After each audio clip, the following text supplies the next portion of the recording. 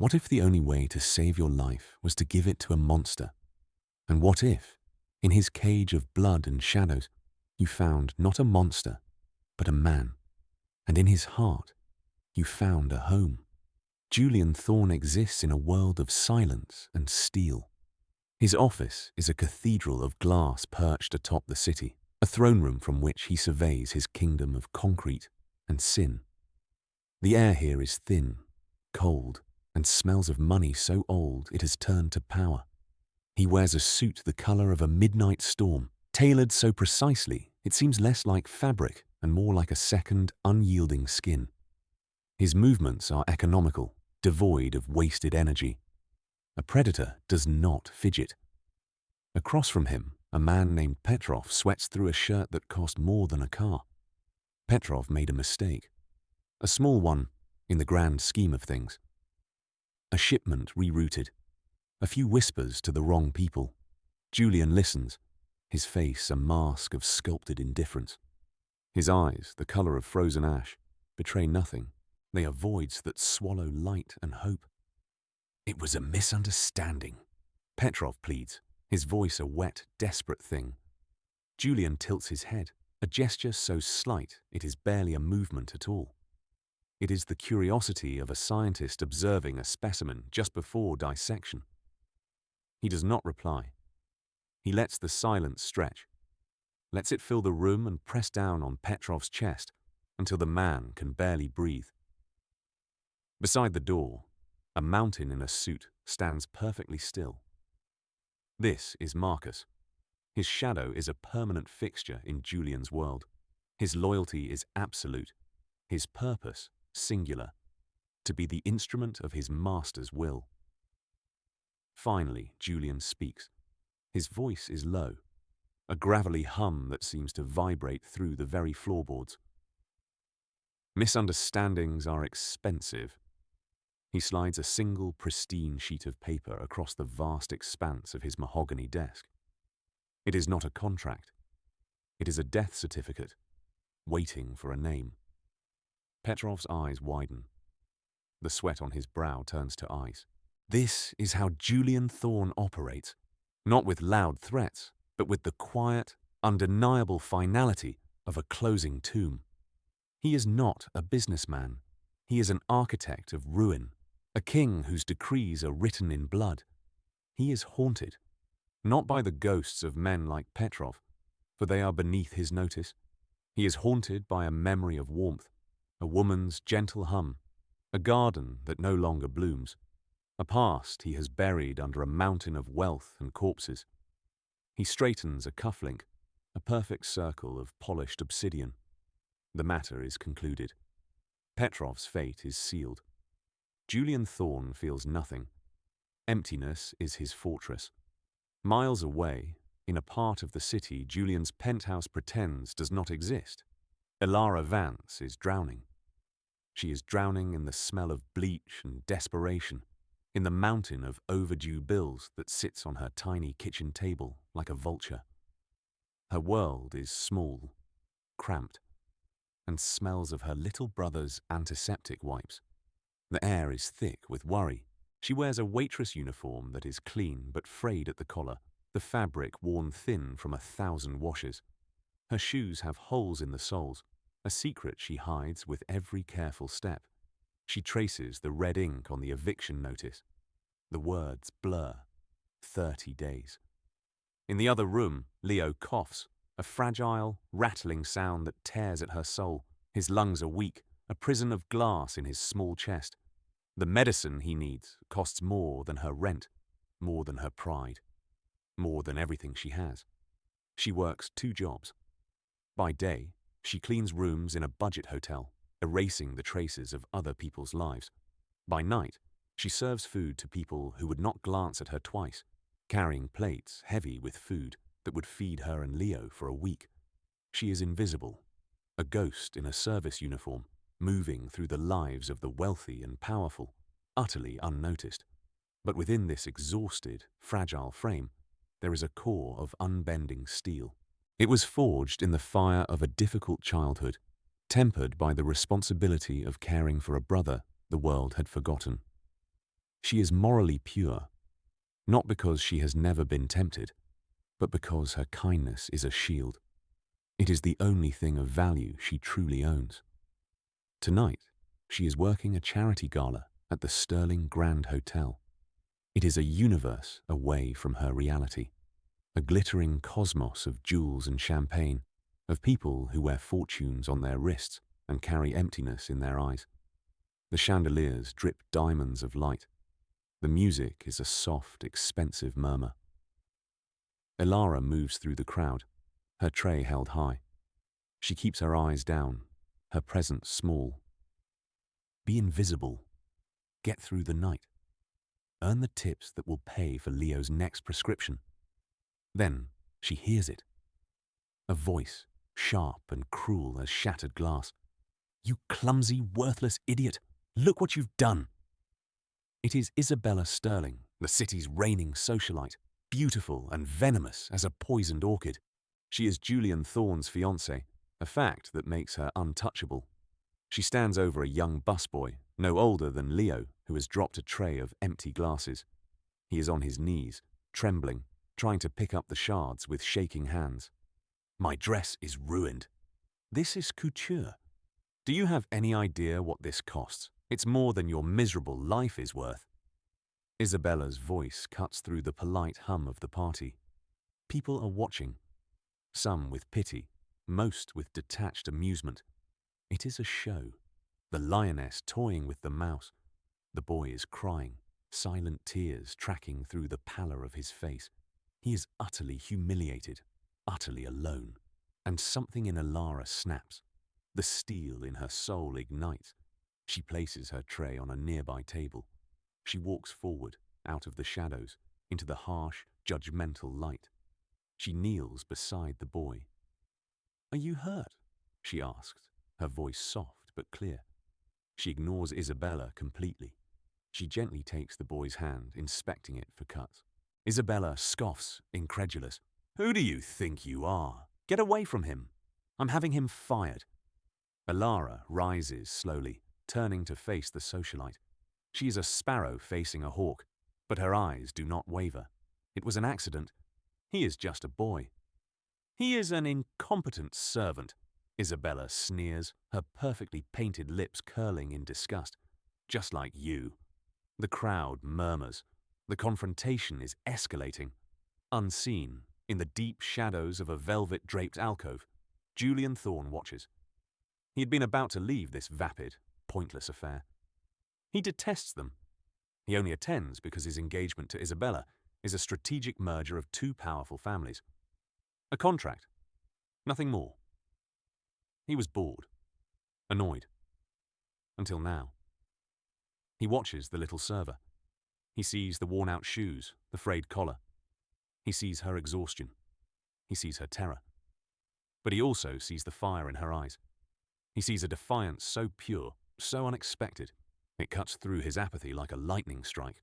She does not know who he is. She does not know that the woman she is defying belongs to him. She is defending a stranger, armed with nothing but her own fragile courage. It is the most reckless, most foolish, most beautiful thing he has ever seen. "You should apologize to him," Elara says, her voice trembling slightly but holding firm. Isabella laughs, a shrill, ugly sound. "Apologize? To trash? I think not. I'll have you both thrown out on the street where you belong." She raises a hand, ready to slap Elara. The world seems to slow down, and then a shadow detaches itself from the wall. Julian Thorne steps into the light. The entire room falls silent. The air crackles. The temperature drops 10 degrees. The king has entered the arena. He does not look at Isabella. His gaze is fixed on Elara. He sees the faint smudge of dust on her cheek, the fierce light in her tired eyes. He walks past his fiancée, as if she is a piece of furniture. He stops directly in front of Elara. He says nothing. He simply looks at her, his expression unreadable. He is a monolith, radiating a power so immense it feels like a physical force. Alara feels her breath catch in her throat. She has never seen eyes like his. They are not just cold. They are ancient, filled with a darkness that seems to pull at her very soul. She feels stripped bare, her every fear and flaw laid open for his inspection. Then he raises a hand. She flinches, expecting a blow, but his touch is impossibly gentle. His thumb, calloused and warm, brushes against her cheek, wiping away the smudge of dust. The contact sends a jolt of pure electricity through her. It is a moment of shocking, profound intimacy in a room full of strangers. He drops his hand. He turns his head slowly, his gaze finally falling upon Isabella. The warmth is gone. His eyes are chips of ice. "We are finished," he says.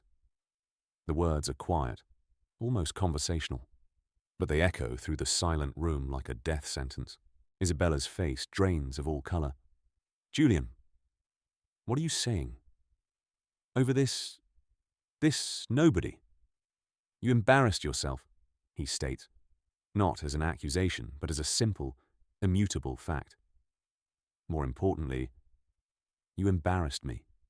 He turns back to the manager of the hotel, who has scurried over, his face a mask of terror. The Sterling family's accounts with this establishment are now closed. Their credit is revoked, permanently. With those few words, he has not just ended an engagement, he has begun the dismantling of an empire. Isabella Sterling is no longer a queen. She is a pariah. He looks at the crying busboy. "You? What is your name?" Michael, sir," the boy stammers. Julian pulls a card from his jacket. "Give this to your parents. Tell them to call the number. Their son's education is now paid for. All of it." He then gestures to Marcus, who appears at his side as if from thin air.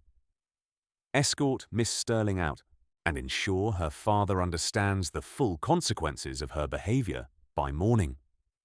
Marcus nods once. Isabella is led away, protesting, then sobbing, her social ruin complete and absolute. The room remains frozen. Julian's attention returns to Alara. She is still standing there, stunned, clutching her hands together. "What is your name?" he asks, his voice softer now, a low rumble meant only for her. "Alara. Alara Vance." "Alara," he repeats, testing the sound of it. He looks at her, truly looks at her, and for a fleeting moment the mask slips. She sees a flicker of something in his eyes. Not coldness, but a profound, aching loneliness. Then, it is gone. "You will be hearing from me," he says. It is not a promise. It is a decree. And then he is gone, sweeping out of the room, leaving a wake of shattered lives and stunned silence. Alara is left standing in the center of it all, her cheek still tingling from his touch, her world irrevocably tilted on its axis. The next day arrives grey and anxious. Alara feels like she is holding her breath, waiting for the other shoe to drop. She is fired, of course. The hotel manager apologizes profusely, but explains that her continued employment is untenable. She is not surprised. She goes home to her cramped apartment, the eviction notice mocking her from the table. She has stood up for what was right, and her reward is unemployment. Leo is having a bad day, his breathing shallow. She holds his hand, her heart a leaden weight in her chest. Failure tastes like ash. There is a knock on the door, a sharp, authoritative rap. Her blood runs cold. It is the landlord. It has to be. She opens the door to a mountain. The man from the gala, the silent bodyguard, stands there, filling her entire doorway. It is Marcus. He does not smile. His face is carved from granite. "Miss Vance, Mr. Thorne requires your presence." It is not a request. Fear, sharp and metallic, floods her senses. She thinks of Leo, alone and vulnerable. "I can't leave my brother." Marcus seems to have anticipated this. He gestures to a sleek black car idling at the curb. A woman in a crisp nurse's uniform steps out. A private nurse will remain with your brother. All of his needs will be met. Alara is speechless. This is happening too fast. She is being swept up by a force she cannot comprehend. She has no choice. To refuse is unthinkable. The ride is silent. The city slides by, a blur of concrete and glass. She is taken to Thorn Tower, the monolithic building that pierces the sky, the very heart of Julian's empire. She is led to his office. The room is vast, intimidating. The view alone is worth more than she could earn in 100 lifetimes. Julian Thorn is standing by the window, looking out over his city. He turns as she enters. He has shed the formality of the tuxedo for a simple, dark grey suit that fits him like armor. "Miss Vance," he says, his voice sending a shiver down her spine. "Please, sit." She perches on the edge of a leather chair that cost more than her apartment. She feels small, insignificant, a mouse in a lion's den. He does not sit. He paces slowly, circling her, his presence dominating the space. "I have a problem. I believe you are the solution." "A problem," she whispers. What could a man like him possibly need from someone like her? "My mother," he says, and the words are freighted with a rare, raw emotion. "Her name is Lillian. She suffers from dementia. Her mind, it comes and goes. She requires constant care." He stops in front of her, his eyes locking onto hers. "The nurses I hire are competent, but they are cold. They see her as a patient, a task to be completed. They lack warmth. They lack what I saw in you last night." He saw kindness. He saw courage. He saw a purity he thought no longer existed in the world. "I am offering you a position," he continues, his voice all business now. "You will be her full-time companion. You will live at my estate. You will want for nothing. Your brother's medical expenses, his housing, his future, all of it will be taken care of. The finest doctors, the best schools." He names a salary. The number is so astronomical, Alara feels dizzy. It is a king's ransom. It is salvation. And it is a trap. She knows it. She can feel it in the cold, possessive way his eyes linger on her. "What is the catch?" she asks, finding her voice. A slow, cold smile touches his lips. It does not reach his eyes. "The catch is that you will belong to me. Your life as you know it is over. You will live in my home, under my rules. You will not leave without my permission. You will speak to no one of your old life. You will be completely and utterly mine. The gilded cage has a name. It is the Thorn Estate." She thinks of Leo's fragile breathing. She thinks of the eviction notice. She thinks of the soul-crushing weight of her poverty. What choice does she have? She is trading one prison for another, but this new one comes with a future for her brother. "I accept," she says, the words tasting like surrender and hope all at once. Julian nods, a flicker of dark satisfaction in his eyes. He has acquired a new, priceless possession. "Good," he says. "Marcus will handle the arrangements. Your old life will be erased by sunset." The Thorn Estate is not a home. It is a fortress. It lies nestled in acres of manicured wilderness, surrounded by a wall of stone and iron so high it seems to challenge the sky. The house itself is a masterpiece of modern architecture, all sharp angles, dark wood, and vast panes of glass that reflect the empty, manicured gardens. It is beautiful, imposing, and utterly devoid of warmth. It is a reflection of its owner. Alara arrives with nothing but a small bag, her old life already a distant memory. The apartment is gone, her things put in storage. A new, fully furnished home has been secured for Leo and his round-the-clock nurse. It is all handled with terrifying efficiency. She is shown to her room. It is larger than her entire apartment, with a bed that looks like a cloud and a view of a silent, moss-covered courtyard. It is luxurious and lonely. A housekeeper with a severe face and silent feet informs her that Mr. Thorne has 2 rules. 1. His study is forbidden. 2. She is not to disturb him unless it is an emergency concerning his mother. The next morning, she meets Lillian Thorne. She finds her in a sunroom, sitting in a wicker chair, staring out at the garden. Lillian is a ghost of a great beauty, with high cheekbones and eyes the same shade of ash as her son's, though hers are clouded with confusion. "Hello, Lillian," Ilara says softly. "My name is Ilara."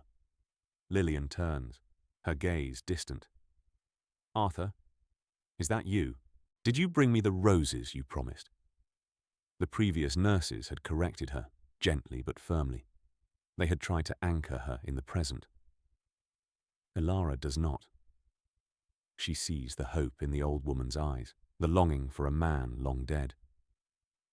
She plays along. "Arthur couldn't make it today," she says, her voice gentle. "But he sent me. He said to tell you he loves you. And he asked me to sing you your favorite song." Lillian's face softens. A real, genuine smile blooms on her lips. "Did he now? That boy? Always so thoughtful." Ilara doesn't know the song, so she hums. A simple, nameless tune from her own childhood. And for the first time in a long time, Lillian Thorne is calm. She is at peace. Julian watches them from the doorway, hidden in the shadows. He had expected Ilara to be efficient. He had not expected this magic. He watches as she coaxes his mother to eat, telling her stories. He watches as she walks with her in the garden, Lillian's frail arm linked through hers. He sees Ilara point out a small, stubborn weed pushing its way through the pristine gravel path. Instead of pulling it, she smiles. "Look," she says to Lillian. "It wants to live so badly." This girl, this slip of a thing from the city's gutters, is bringing life back into the dead heart of his home. She is the stubborn weed in his perfect, sterile garden. He finds himself altering his schedule. He works from home more often, from a room that overlooks the sunroom. He observes her, fascinated. He sees the way she treats the staff, with a respect and kindness they are not accustomed to. She learns their names, asks about their families. Slowly, the oppressive silence of the estate begins to recede, replaced by the murmur of quiet, friendly conversation. She is not subservient. She follows his rules, but she carries herself with a quiet dignity that is a form of defiance in itself. She is his employee, his possession, but she is not broken. One evening, he finds her in the library. It is a vast, 2-story room filled with books he has never read. They are props, part of the decor. She is on a rolling ladder, reaching for a book on a high shelf. She is humming the same nameless tune she sang to his mother. The sound is soft, achingly beautiful in the silent house. She doesn't see him. He leans against the doorframe, just watching. He is a creature of darkness, drawn to her small, unassuming light. She stretches, and the simple cotton dress she wears pulls taut across her back. It is a gesture of such unconscious grace, it makes his chest ache with a feeling he cannot name. She senses him. She turns, startled, her hand on her heart. The ladder wobbles. He moves faster than he thought possible, crossing the room in 3 long strides to steady the ladder. His hand covers hers on the rung. Her skin is warm, soft. They are frozen there, inches apart. He can see the rapid pulse in her throat. He can smell the scent of lavender and soap that clings to her. It is a clean, honest smell, so different from the cloying perfumes of the women in his world. "Be careful," he says, his voice rougher than he intends. "I'm sorry," she says, her default response to everything. "I didn't mean to disturb you." "You are not a disturbance," he finds himself saying. The confession hangs in the air between them. He wants to pull her off the ladder and into his arms. He wants to devour her light, to possess it, to keep it for himself. The urge is so primal, so savage, it frightens him. He is the monster. She is the beauty. And he knows with a chilling certainty that he will be the one to destroy her. He steps back, breaking the connection. The cold mask slips back into place. "The book," he says, his tone clipped. "What is it?" "Poetry," she says softly. "Your mother mentioned she used to love it." "Of course. It is always about his mother. Always about kindness." He nods once, turns and walks away. The echo of his footsteps loud in the sudden silence. He retreats to his study, to the world of violence and control he understands. But the warmth of her hand lingers on his. And for the first time in years, Julian Thorne feels the walls of his fortress begin to crack. The peace is a fragile illusion. Julian's world is built on a precarious balance of fear and power. And there are always wolves at the gate, waiting for a moment of weakness. The traitor is closer than he thinks.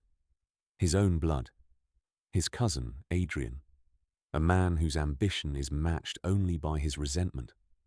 Adrian has been selling information to a rival family, the Falcones.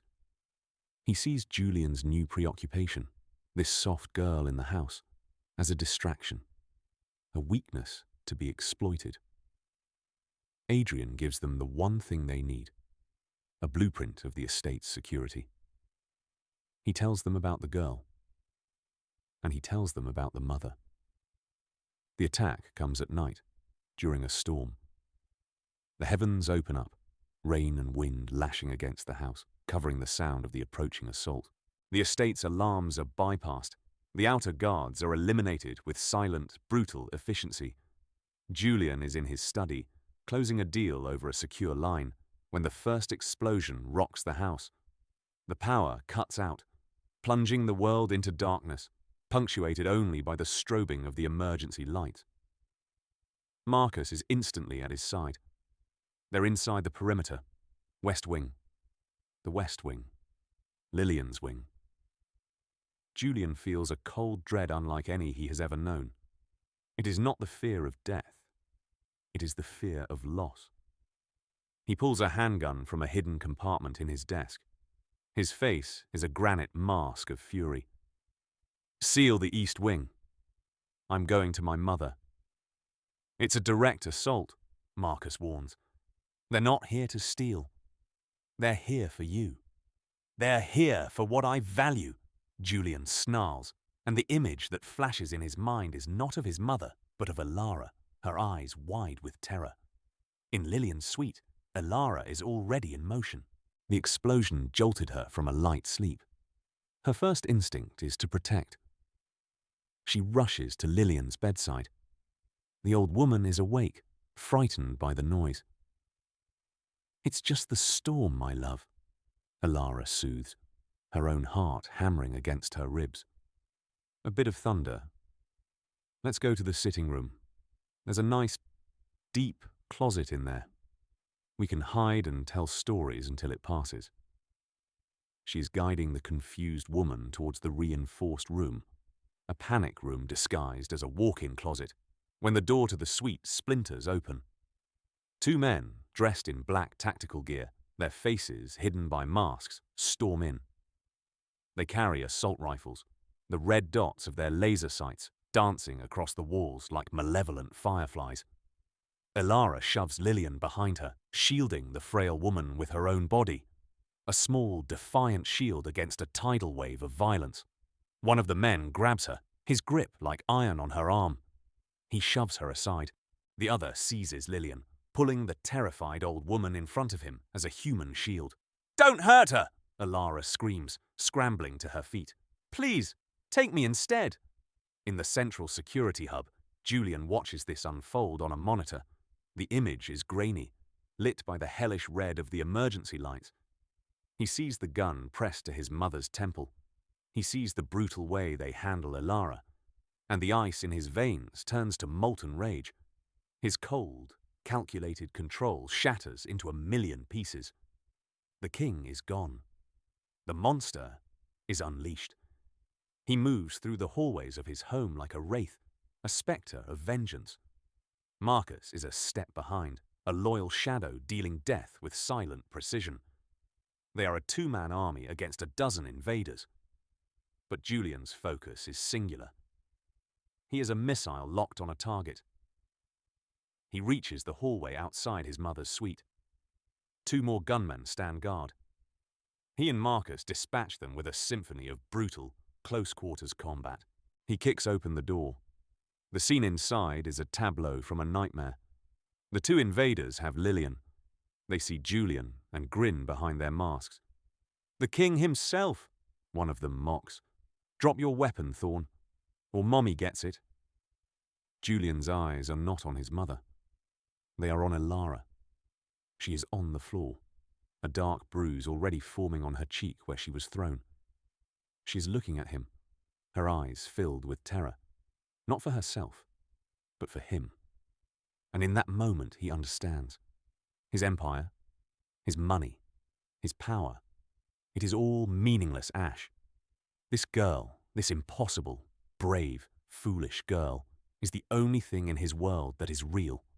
The gunman cocks his pistol. I said, "Drop it!" And then Elara does something insane. With a cry of pure, desperate rage, she grabs a heavy crystal lamp from a side table and hurls it at the man holding Lillian. It is a clumsy, desperate act, but it is enough. The lamp strikes the man's shoulder. He grunts in pain, his focus shifting for a fraction of a second. It is all Julian needs. Two shots ring out, impossibly fast, impossibly precise. The first gunman drops. The second, the one holding Elara's attention, turns his weapon on her. A third shot. He collapses. Silence descends, thick and heavy, smelling of gunpowder and ozone. But the danger is not over. A stray bullet from the exchange ricochets off the wall. Elara cries out, a sharp gasp of pain, as a shard of metal slices across her upper arm. Blood, dark and shocking, blossoms on the sleeve of her simple white nightgown. Julian sees the red. He sees her pain, and the last vestiges of his control evaporate. He ignores his mother, who is weeping in the corner. He ignores the bodies on the floor. He crosses the room in an instant, his world narrowing to the sight of her, wounded and pale. He falls to his knees in front of her. His hands, still shaking with adrenaline, hover over her arm, afraid to touch, afraid to cause more pain. "Elara," he breathes, his voice raw, broken. She looks up at him, her eyes glassy with shock. You're safe." That she would think of him, even now, breaks something deep inside him. He rips a strip of fabric from his own ruined shirt and presses it against the wound.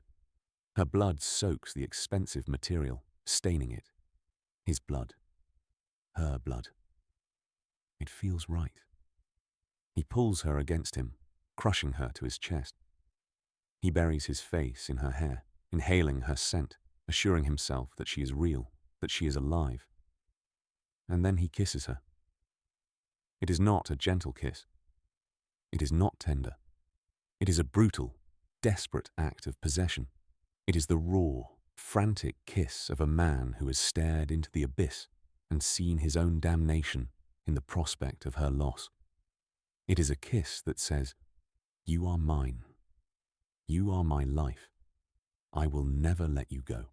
He pours all of his fear, all of his rage, all of his unspoken, terrifying devotion into that kiss.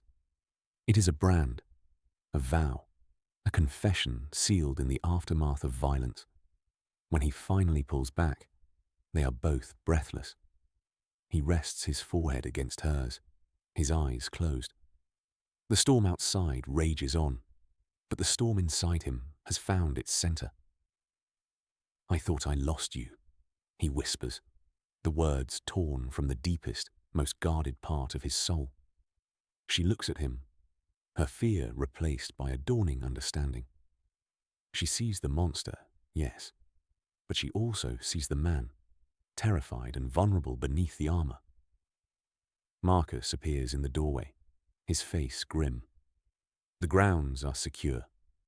We have one of them alive. Julian does not take his eyes off Ilara.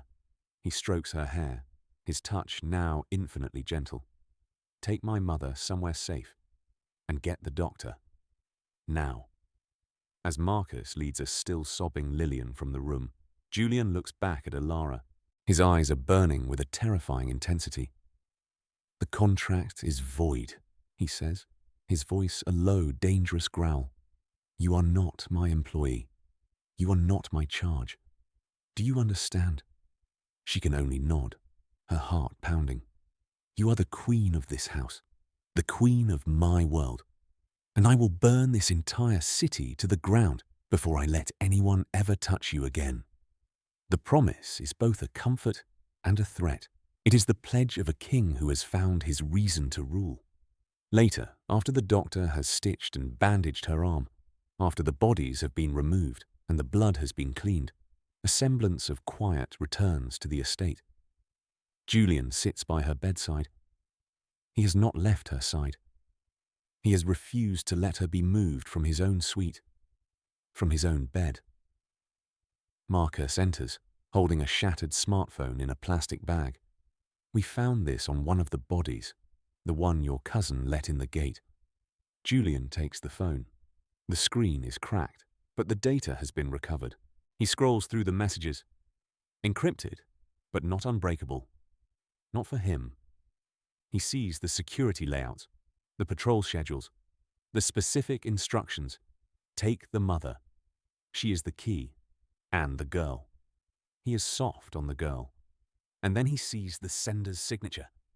A T. Adrian Thorne. The betrayal is absolute. It is a shard of ice in his gut. His own family. His own blood. A cold, lethal calm settles over him. The rage is gone, replaced by something far more dangerous. Purpose. He looks at Ilara, sleeping fitfully in his bed, her face pale against the dark silk pillows. He watches the gentle rise and fall of her chest. She is the only purity in his corrupt world, and his world tried to extinguish her. He will not allow it. He will purge the rot. He will salt the earth where his enemies stood. He stands up and walks to the window, looking out at the storm-washed dawn. The city is quiet. It does not know that a war has been declared. The purge begins that day. Julian Thorne moves with the chilling precision of a plague. He does not simply want to defeat the Falcone family. He wants to erase them from existence. He starts with their money. With a few keystrokes and a series of ruthless, untraceable cyber attacks, he drains their offshore accounts, dismantles their shell corporations, and triggers a catastrophic collapse of their legitimate business fronts. By noon, they are financially ruined. Then he goes after their power. He leaks information, evidence of their corruption, their dealings, their weaknesses, to their rivals, to law enforcement, to the press. He turns their allies against them, creating a feeding frenzy in the underworld. The Falcone empire begins to cannibalize itself. Finally, he goes after the men themselves. One by one, they disappear. A boating accident, an unfortunate overdose, a car that loses its brakes on a mountain road. There is no overt violence, just a series of quiet, permanent removals. Julian does not get his hands dirty. He simply pulls the strings, and his puppets dance their final, fatal jig. The last one he saves for himself. Adrian. He finds his cousin at his penthouse apartment, packing a bag, ready to flee. Marcus secures the building, ensuring they will not be disturbed. Julian enters alone. Adrian turns, his face a mask of feigned surprise that quickly crumbles into pure terror. Julian! What a surprise, he stammers. Julian walks slowly into the room, his eyes sweeping over the lavish decor, the expensive art, all bought with the money from his betrayal. "Packing for a trip?" Julian asks, his voice deceptively mild. "Yes, just a quick getaway." "Business." Julian picks up a small, priceless jade statue from a pedestal. He examines it, then lets it slip through his fingers.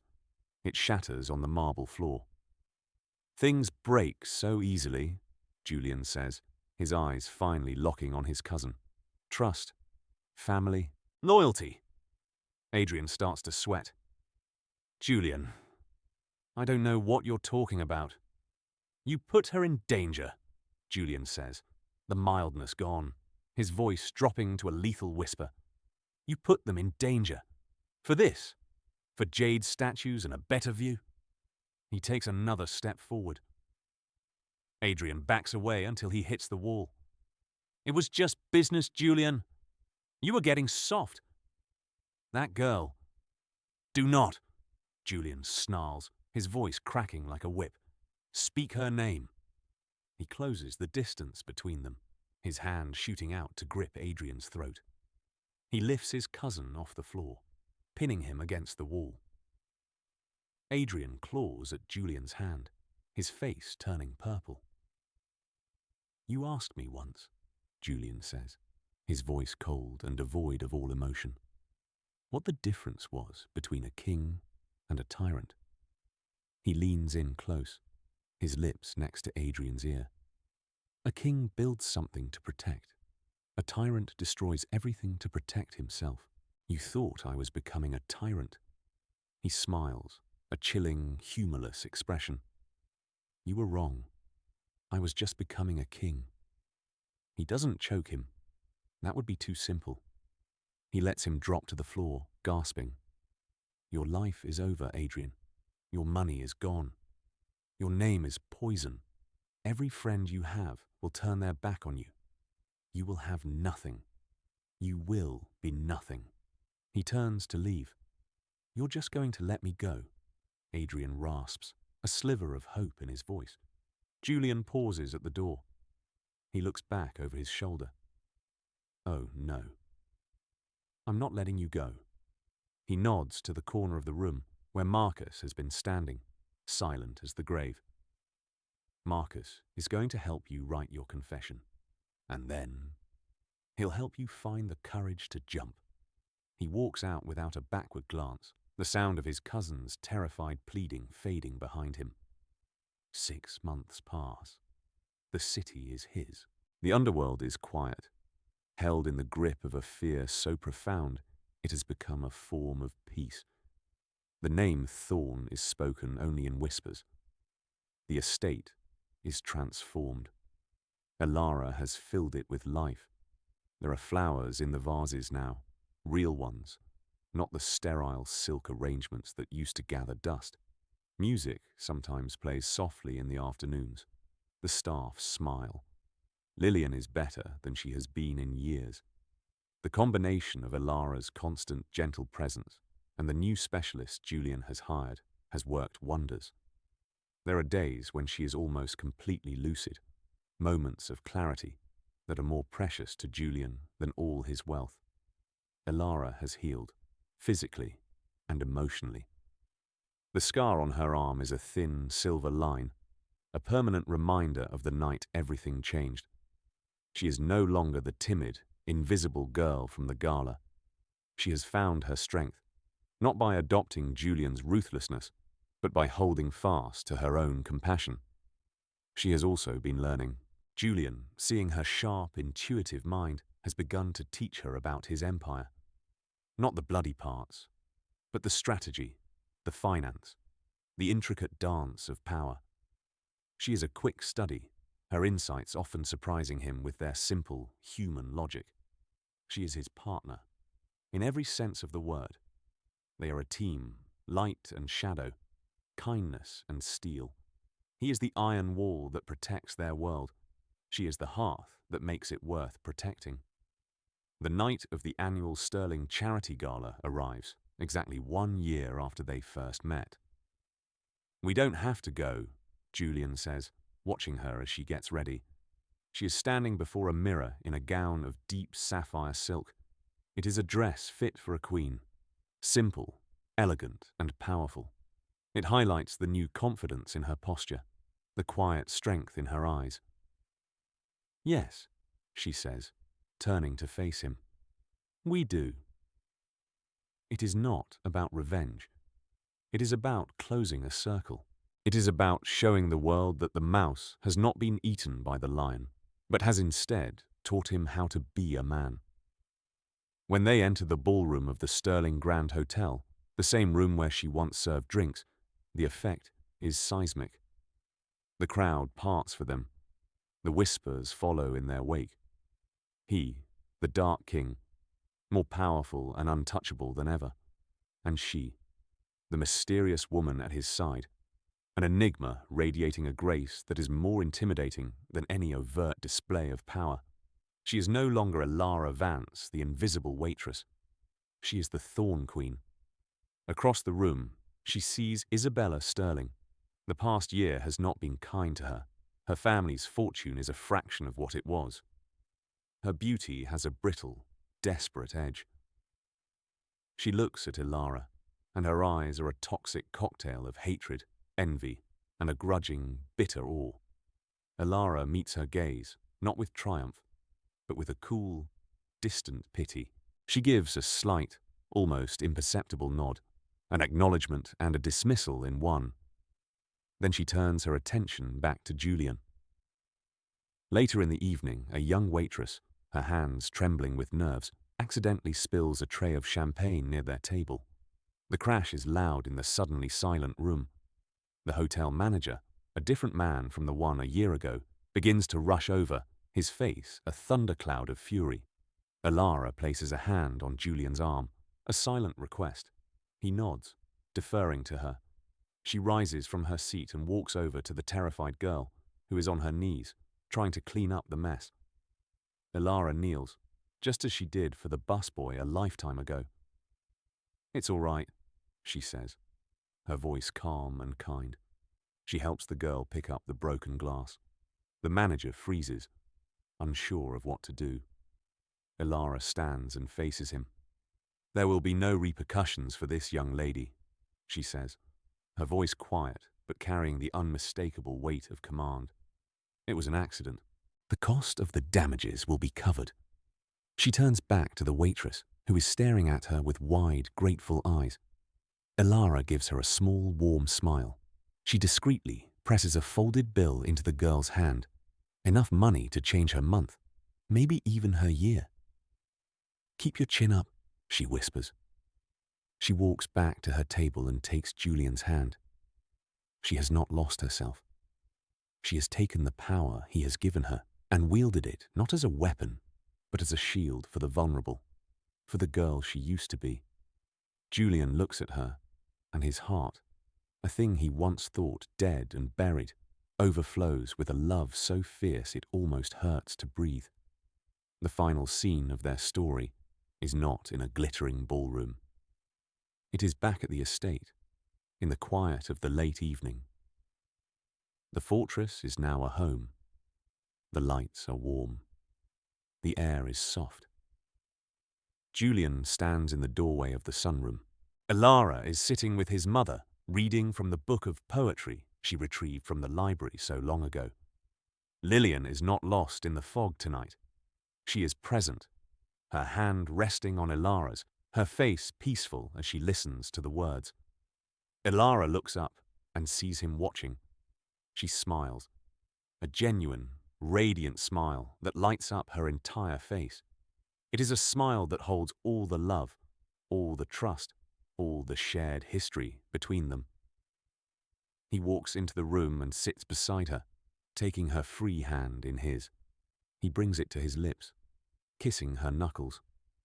He looks at these two women, his mother, the ghost of his past, brought back to him, and Ilara, the architect of his future. He had built an empire of shadows to protect himself from a broken heart. He had become a monster to ward off the pain of being a man. But this girl, this unbreakable dove, had walked into his darkness without fear. She had not tried to vanquish his demons. She had simply shown them the light. He places his other hand gently on her stomach. A silent question, a hopeful prayer. She covers his hand with her own, her smile widening. A new life, a new beginning. The king has found his queen. The monster has found his soul. And in the quiet of his once empty fortress, Julian Thorne, the architect of ruin, is finally, completely at peace. He is home.